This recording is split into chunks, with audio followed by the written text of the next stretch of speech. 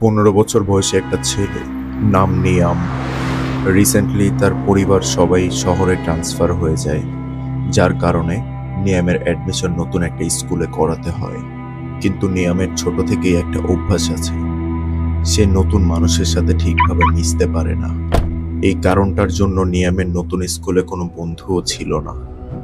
সে school টাইমে একাই থাকতো সবসময়, কারোর সাথে কথা বলতো না, নিজের মতনই থাকতো। যখন অন্য ছেলেরা তার সাথে কথা বলতে আসতো, তখনও সে ঠিকভাবে তাদের সাথে কথা বলতে পারতো না। আর এই বিষয়টা সবাইকে অবাক করে দেয় এবং সবাই তাকে অদ্ভুত একটা ছেলে ভাবতো। এই কারণে তার ক্লাসের সব বাচ্চারা তাকে লুজার বলে চেতাতো, আর সবাই তাকে অনেক বিরক্তও করতে থাকতো। নিয়ামের নতুন স্কুল তার একদমই পছন্দ হয়নি। এই স্কুলটা যেন নিয়ামকে আরো চুপচাপ বানিয়ে দিয়েছে। নিয়ামের স্কুলে ক্লাস শেষ হওয়ার পর ম্যাডাম যখন ক্লাস নিয়ে বাইরে বের হয়ে যেত, ঠিক ওই সময় নিয়ামও ক্লাসরুম থেকে বের হয়ে যেত। কারণ ক্লাসরুমের ভেতরে থাকলে বাকি বাচ্চারা তাকে আরও চেতাতে থাকবে। সে ক্লাস শেষে ক্লাসরুমের বাইরের সামনের সিঁড়ি দিয়ে উপরে উঠে 4তলায় যেত। 4তলায় ছিল একটা পুরাতন ওয়াশরুম, সেখানে সচরাচর কেউ যাতায়াত করে না। তাই সেই স্কুলের বাকি বাচ্চাদের থেকে লুকানোর জন্য 4তলার ওয়াশরুমটাই বেছে নিয়েছে। সেই 4তলার ওয়াশরুমটা ছিল একটু ভাঙাচোরা এবং বহু পুরানো ওয়াশরুম, সেই জন্যই ওই ওয়াশরুমটা কেউ ব্যবহার করতো না। কিন্তু একদিন নিয়াম তার স্কুলের টিফিন পিরিয়ডে স্কুলের ওয়াশরুমে যে লুকিয়ে থাকে, ঠিক তখনই তার মনে হলো সে ওয়াশরুমে কে যেন ঢুকে এসেছে। আর তখন সে আরো ভয় পেতে থাকে। সে ভাবতে থাকে তার স্কুলের শয়তান বাচ্চারা হয়তো ওয়াশরুম পর্যন্ত চলে এসেছে তাকে বিরক্ত করতে। কিন্তু নিয়াম একটু পর একটা অদ্ভুত জিনিস খেয়াল করে। সে যেই ওয়াশরুমে বসে আছে, সে ওয়াশরুমের দরজার নিচে একটু ভাঙা ছিল। আর সে ওই ভাঙা জায়গাটা দিয়ে দেখতে পারে সেখানে একজন দাঁড়িয়ে আছে। সেখানে যে দাঁড়িয়ে আছে তার পায়ে যেই জুতা ছিল, সেই জুতাটা ছিল বহু পুরনো, ফাটা, নোংরা, আর তার প্যান্টটাও যেন ময়লায় মাখা ছিল। আর দরজার পিছে থাকা মানুষটা যেন রেগে রেগে জোরে নিঃশ্বাস নিচ্ছে। এসব কিছু দেখে নিয়াম অনেক ঘাবড়ে গেল। সে বুঝতে পারছিল না যে সে কি করবে। আর ঠিক তখনই স্কুলের টিফিন পিরিয়ড শেষ হওয়ার ঘন্টা বাজে। নিয়াম অনেক কষ্টে মনে সাহস নিয়ে ওয়াশরুম থেকে বের হয়। আর ওয়াশরুম থেকে বের হয়ে সে দেখে ওয়াশরুমের বাইরে কেউ ছিল না। কিন্তু যখনই তার নজর ওয়াশরুমে থাকা আয়নার দিকে গেল, তখনই তার শরীরে কাঁটা দিয়ে উঠল। সে আয়নায় দেখতে পায় অদ্ভুত এক লোক তার পিছে শার্ট প্যান্ট পরে দাঁড়িয়ে আছে, আর অদ্ভুত দৃষ্টিতে যেন তার দিকে দেখছে। কিন্তু আসলে নিয়ামের পিছে কেউ ছিল না। এটা দেখে নিয়াম অনেক বেশি ভয় পেয়ে যায়। সে ভয়ে ভয়ে ওয়াশরুম থেকে দৌড়ে দ্রুত বের হয়ে যায়। আর ওয়াশরুম থেকে বের হয়ে সোজা ক্লাসে যেয়ে বসে পড়ে। সে তার মনের ভয় নিয়ে যেন স্কুল ছুটি হওয়ার অপেক্ষায় আছে।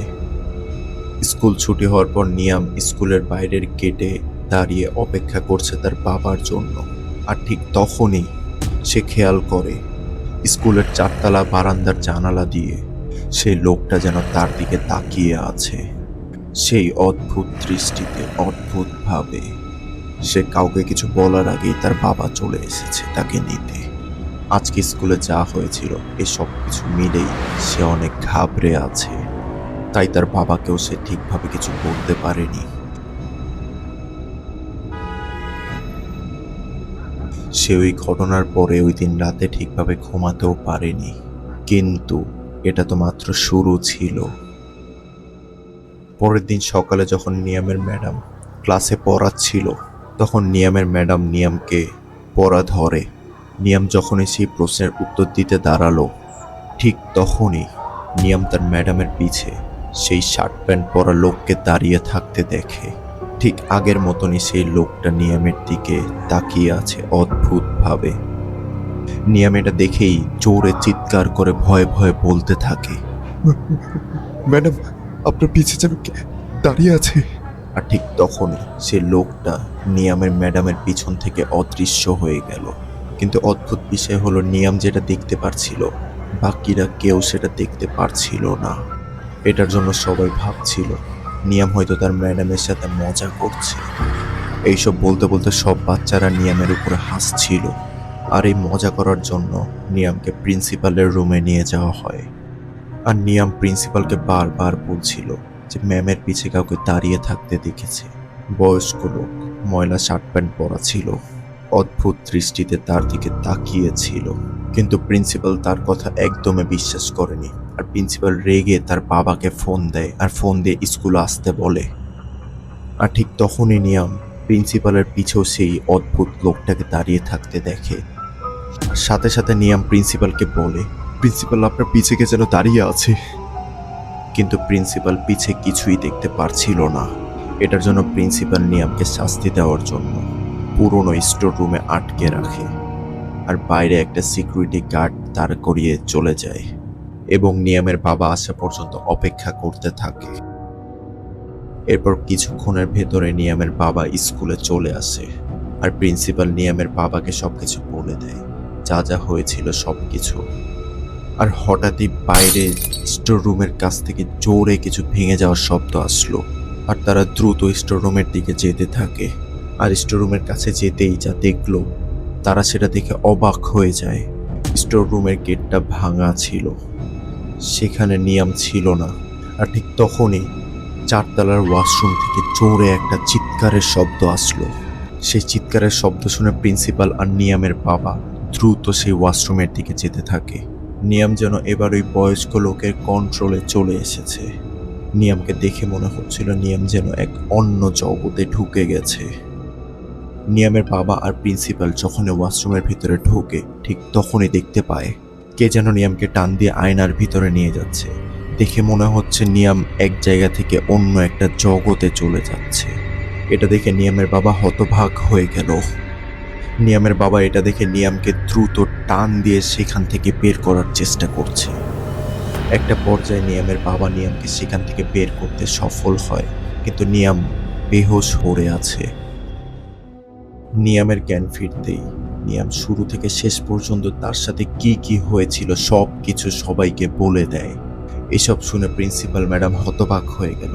আর প্রিন্সিপাল ম্যাডাম সবাইকে বলল, ঠিক 4 বছর আগে স্কুলে পুরাতন প্রিন্সিপাল ছিল আজগর আলী। সেই পুরাতন প্রিন্সিপাল প্রতিটা বাচ্চার সাথে অনেক ভালো ব্যবহার করত, অনেক ভালোবাসা দিত। কিন্তু ওই সময়টায় এক এক করে স্কুলের বাচ্চা কমতে থাকে, হারিয়ে যেতে থাকে, তাদেরকে আর খুঁজে পাওয়া যাচ্ছিল না। কিন্তু অদ্ভুত বিষয় হলো ওই স্কুল থেকে শুধুমাত্র ওই সব ছেলেরাই হারিয়ে যাচ্ছিল যারা একটু বোকাশোকা চুপচাপ টাইপের ছিল। একটা সময় যে সবাই জানতে পারে যে সেই স্কুলের পুরাতন প্রিন্সিপাল আজগর আলী 4 তলায় থাকা সেই বাথরুমে নিরীহ বাচ্চাদেরকে নিয়ে যে তাদের মাংস খেত। এটা জানার পর সবাই প্রিন্সিপাল আজগর আলীকে সে ওয়াশরুমের ভেতর আটকে রেখে আগুন লাগিয়ে মেরে ফেলে। এরপর থেকে সে ওয়াশরুম আর কেউ ব্যবহার করে না। বহু বছর ধরে সেই ওয়াশরুমটা এখনো বন্ধই পড়ে আছে। নতুন প্রিন্সিপাল ম্যাডাম সেই ওয়াশরুমটা পুনরায় ঠিক করার জন্য ওয়াশরুমের ভেতরে ঢোকার মেইন দরজাটা খোলা রেখেছিল। কিন্তু নতুন প্রিন্সিপাল কখনোই এটা আশা করেনি যে এমন কোনো কিছু ঘটতে পারে। আর সেই ঘটনার পরে সেই স্কুলের পুরো 4 তলাটাই বন্ধ করে দেওয়া হয়, যেন সেখানে কেউ না যেতে পারে। আর নিয়ামের বাবা নিয়ামকে সেই স্কুল থেকে অন্য জায়গায় ট্রান্সফার করে নিয়ে যায়। কিন্তু যতই ট্রান্সফার করে নিয়ে যাক অন্য স্কুলে বা অন্য জায়গায়, নিয়াম তার সাথে ঘটনাটা কখনোই ভুলতে পারবে না।